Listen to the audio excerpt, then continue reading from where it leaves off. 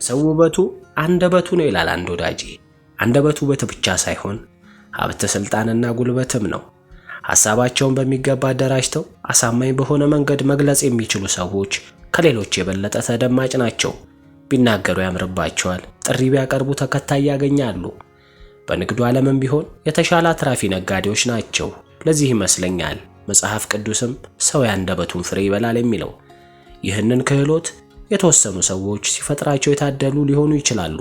በሌላ መልኩ ግን በልምምድና ውስን ስልቶችን ጠንቅቆ በማወቅ አንደበተ ርቱዕ ሰው መሆን ይቻላል። የተወሰኑ ጠቃሚ የምላቸውን ስልቶች ላጋራችሁ። አንደኛ፣ ቅለት። ማስተላለፍ የምትፈልጉትን መልእክት ቀላል፣ ግልጽና አጭር አድርጉ። የተራዘመ መልእክት በአንድ በኩል አሰልቺ ነው፣ የሚፈልገውንም ግብም አይመታ። አጥብቆ ለሚጠራጠርም ይህ ሁሉ እኔን ለማሳመን የሚደረግ ጥረት ነው፣ ከጀርባው ሌላ የተሸፈነ ፍላጎት አለ ወይ የሚል ሐሳብም እንዲያድርበት በር ሊከፍት ይችላል።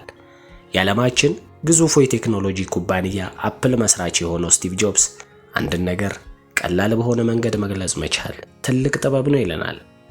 ሁለተኛ፣ ሌሎች ሊያገኙ የሚችሉት ጥቅም ላይ ትኩረት ማድረግ። እኔ ምን አገኝበታለሁ? የተለመደ ጥያቄ ነው።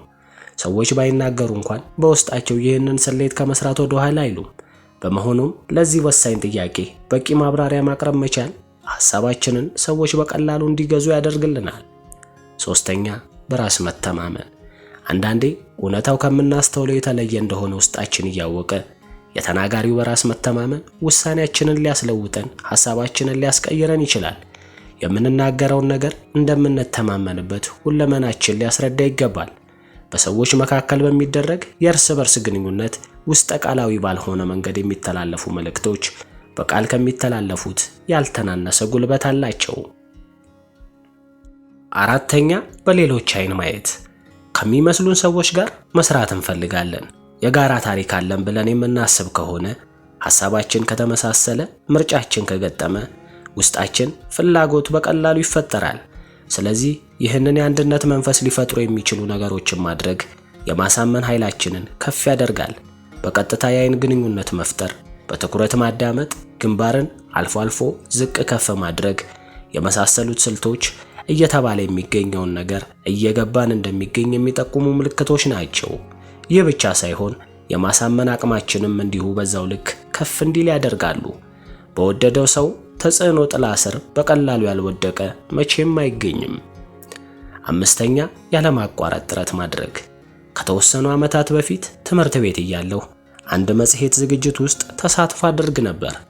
አንዱን እትማችንን በምናዘጋጅበት ወቅት አንድ ቢሮ በተደጋጋሚ መሄድ ነበረብኝ። በወቅቱ ሳላስተውል ይህ ስልት ሰዎችን ሊያሳምን እንደሚችል ሳላስብበትም አደርገው ነበር።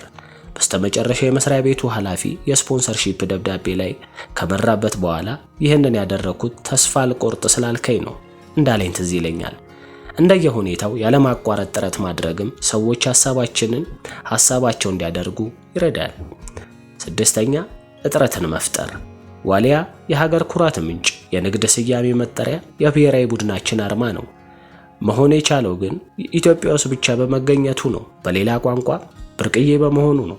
ስለዚህ በተለያየ መልኩ መሸጥ የምንፈልገውን ሐሳብም ይሁን ቁስ ከሌላው በምን መልኩ እንደሚለይ፣ በምን እንደሚሻል ማስረዳት ያስፈልጋል።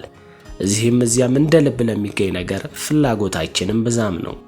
ሰባተኛ፣ ዝግጅት።